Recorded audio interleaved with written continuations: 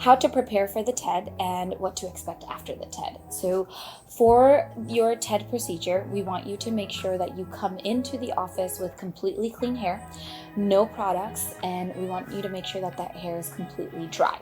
24 hours before your procedure, if you are using any solutions such as minoxidil, finasteride, if we have put you on any other topical solutions, we want you to stop all of those, okay? We want you to also make sure that you are going to schedule your TED for afterwards, that you're not having to wash your hair for 24 hours afterwards. When you come in that day, you will be taken to your treatment room.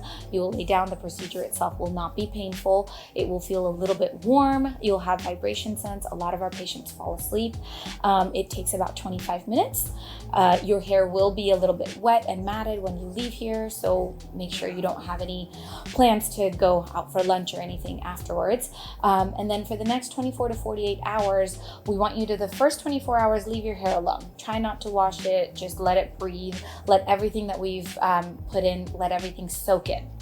And then for the next 2 to 3 days, try to avoid your hair salon if you can. We don't want any extra chemicals or any extra things to come in. We want your hair treatment to just be able to be at its best and not have any of your hair roots disturbed.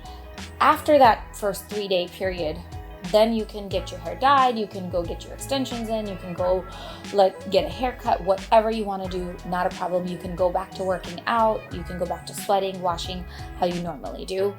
Regardless, as far as any hair procedure goes, if you're having it done, we recommend sulfate-free shampoos or even medical grade shampoos to help thicken your hair and protect it as best as we can after your treatments.